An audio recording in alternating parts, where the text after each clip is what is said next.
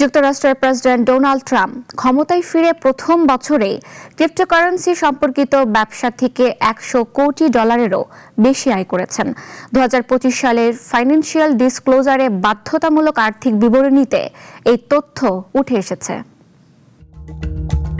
কেবল cryptocurrency থেকেই ট্রাম্পের আয় বছরে $100 কোটি। অবাক করা তথ্য সামনে এসেছে তার 2025 সালের ফাইন্যান্সিয়াল ডিসক্লোজার বা বাধ্যতামূলক আর্থিক বিবরণীতে।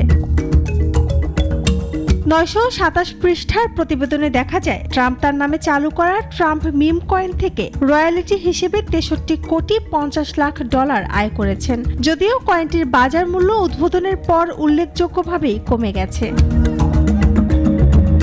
এছাড়া তার 2 ছেলে এবং যুক্তরাষ্ট্রের বিশেষ দূত স্টিভ উইটকফের সন্তানদের প্রতিষ্ঠিত ক্রিপ্টো প্রতিষ্ঠান ওয়ার্ল্ড লিবারেটি ফাইন্যান্সিয়াল থেকে ট্রাম্প আয় করেছেন $50 কোটিরও বেশি।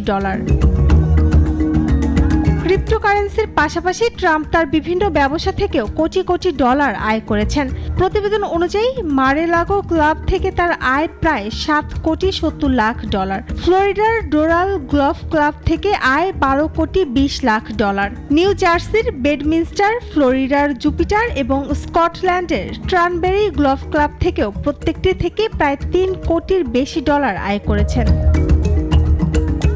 এছাড়া ট্রাম্প ব্র্যান্ডের ঘড়ি, বাইবেল, জুতা, সুগন্ধি ও গিটার বিক্রি থেকেও $মিলিয়ন আয় করেছেন তিনি। শুধু ট্রাম্প ব্র্যান্ডের ঘড়ির রয়্যালিটি থেকেই তার আয় হয়েছে $47 লাখ।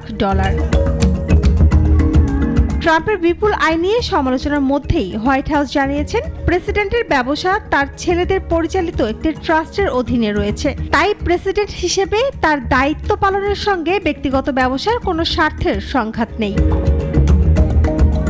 ফোর্বসের তথ্য অনুযায়ী বর্তমানে ডোনাল্ড ট্রাম্পের মোট সম্পদের পরিমাণ প্রায় $600 কোটি, যা 2024 সালে ছিল $233 কোটি।